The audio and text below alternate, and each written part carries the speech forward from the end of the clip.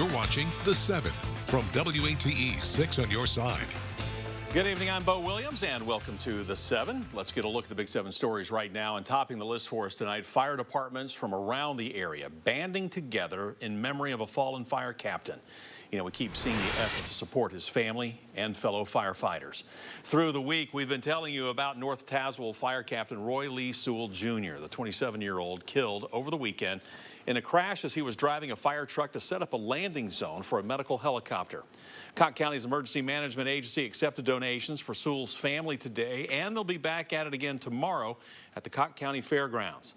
Also, Cotton County workers will take over operations for Claiborne County emergency workers Saturday so they can attend Sewell's funeral. It's always difficult to experience loss of a fallen brother or fallen sister.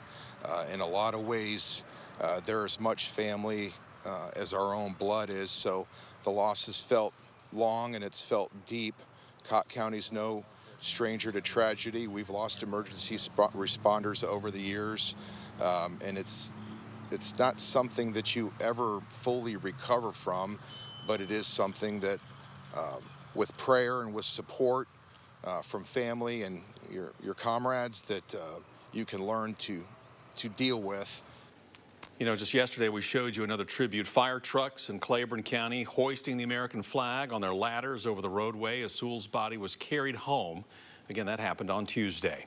As for the weekend memorial event, a celebration of life service with fire service honors will be held at 2 p.m. Saturday at Claiborne High School. Visitation for Sewell will follow until 6 o'clock.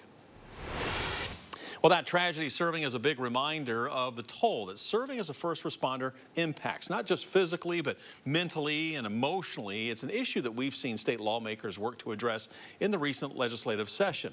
The James Dustin Samples Act aims to provide resources and support for firefighters suffering from PTSD.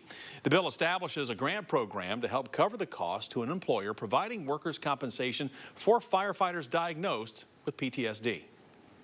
I think it sends a big message saying that, you know, the state, the politicians, the whole state in general understands the dangers of firefighting is not just the physical dangers we face in the street of, you know, burns and stress and injuries to the body, but the toll is even heavier on the mind. In order to qualify for the grant created by the bill, employers must provide mental health resiliency training as part of their continuing education program.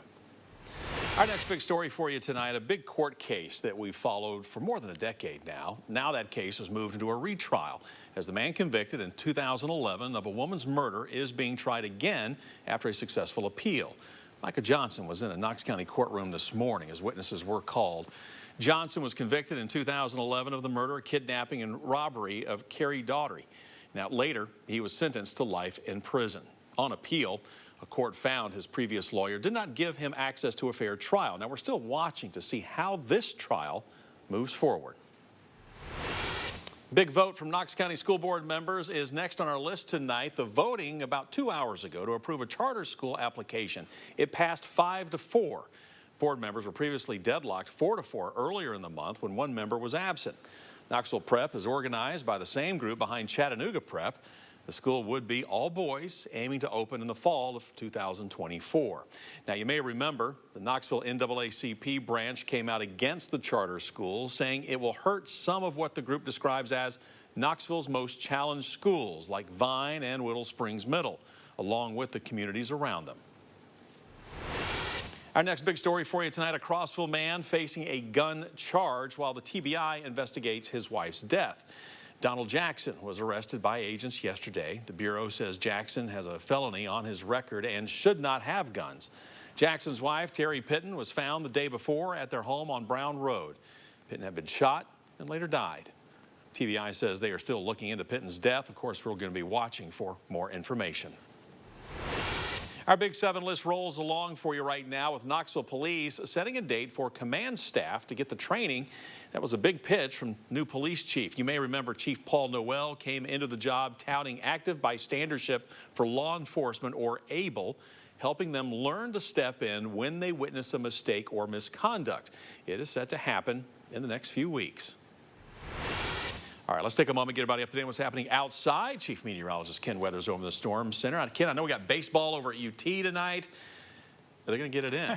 Yeah, but I think that we were talking earlier, thankfully everything turf there except the mound itself, and the steadier rains also continuing to push out of the area now. That said, still going to have that low cloudiness, fog, drizzly, damp kind of feel throughout much of the evening the way it's looking. But we're seeing that break in the rain now, Knoxville southward, but still some rain to the north and east. That's because the rain is moving off to the north and east. But it's cool, upper 50s our current temperature. That's because we're on the cool side of this warm front. The warm front's the leading edge of the warmer air. So the warmer air back into Alabama and Mississippi where you're seeing those severe storms. That boundary lifts northward as we go into tonight, so our rain chances will go back up, maybe even a few rumbles of thunder, but then it goes back down as we head into tomorrow. And really just looking at some spotty storm chances tomorrow. Just keep an umbrella handy, but the majority of the area won't see these. If you do, pop-up shower or thunderstorms, some locally heavy rainfall, maybe some gusty winds, and we're at about 74 degrees. Bit of a break, though. Tomorrow evening, we're drying out, and right now, Saturday's looking like the better of the 2 days if you've got outdoor plans this weekend because some wet weather will return by Sunday.